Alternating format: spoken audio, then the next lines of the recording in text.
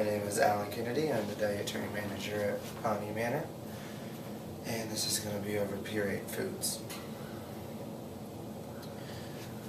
Now what's happened is I kind of started a little program, and it's called Making It Real, where we take the pureed food, and after it's been pureed and cycled through, you reform it to where it looks like it did before you pureed it.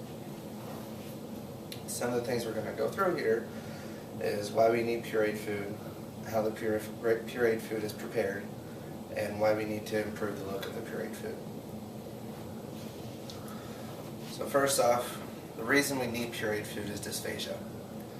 Dysphagia is caused by damage to the central brainstem, and symptoms can include decrease in tongue control and decrease in larynx activation time. Now with the larynx activation time, what that is the little flap in the back of your throat. When you take a drink of something, you put something in your mouth, little nerves go back and activate it, and it snaps shut, blocking the passage into your airway. With dysphagia, the activation time slows down. So rather than snapping shut, it just kind of slows. With a decrease in tongue control, your tongue's not able to move correctly where it forms the food into a bolus. So the bolus can slide down your esophagus smoothly. So that is the reason we puree the food. Now going on to how pureed food is prepared, there are some do's and don'ts of puree that you always have to keep in mind. The do's include, you want to puree the food until it's moist, smooth, and cohesive. They used to say you kind of want it like mashed potatoes. The problem with that is mashed potatoes aren't really moist. You want your pureed food more like pudding. They're smooth, there's really no texture in it, and it's nice and moist. And you can still form it. Another do is you always want to add milk, broth, or gravy, never water. The reason is when you're adding liquids to it, you're increasing the volume. If you add water, you're increasing the volume but not increasing the nutrient density. You want to add the milk, broth, or gravies because as you're increasing the volume, you're also adding nutrients to it. You want to use bread or potato powder to thicken up if needed compared to conventional thickeners. This will increase your kcal count, it'll add flavor to it, and it'll improve cohesiveness.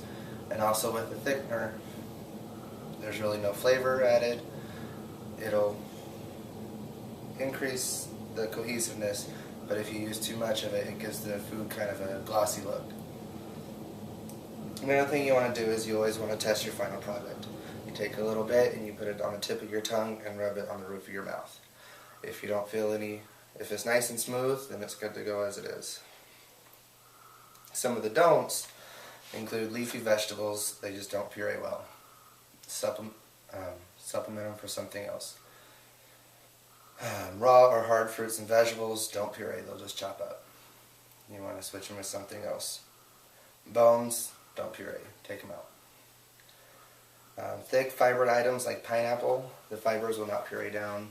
You either want to do a fruit juice of the same fruit or switch it with something else.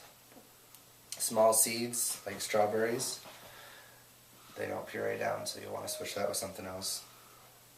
And again, with a commercial thickener, it has that glossy film on the top.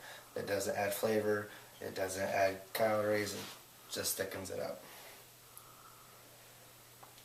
We'll go on to the step-by-step of preparation. You start with your first product, such as a ham or a roast, and you grind it down. Once it's down to a mechanical soft state, you'll add whatever liquid you need to make it smooth. Once it's smooth, you'll add your thickening products, such as your potatoes or your bread, to make it more cohesive so it'll stick together.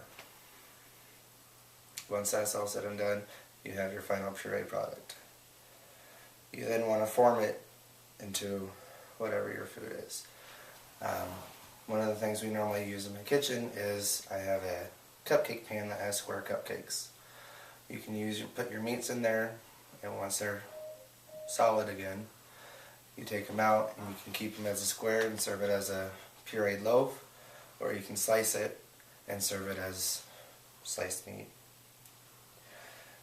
You can also use a pastry bag or a bread pan. Same thing, slice them, you have your slices of meat. If you puree noodles, you can use your pastry bag and squeeze them out, and it'll look just like spaghetti noodles. Now, why do you want to improve the look of pureed food? First off, there's improved intakes. Now here we have a graph showing some of my residents over the past couple months. There's regular texture, mechanical soft, puree texture before, and puree texture after I started this. As you can see by the graph, the puree texture before, the intakes were down around 30%. Once we started implementing the Make It Real program, they've increased up to 65%. Another reason is improved weight. Again, by this graph, you can see the incline of 3 of my residents from right before we started to just a couple weeks ago. There was a steady weight increase. Another one is dignity. When you're looking at your plate and you see that the person next to you has their roast beef and their mashed potatoes and their carrots, and the person on the left of you has their roast beef, mashed potatoes, and carrots, and you look at your plate, would you rather see 3 little piles of mush or something that looks like a meat product with gravy on it, some mashed potatoes, and carrots?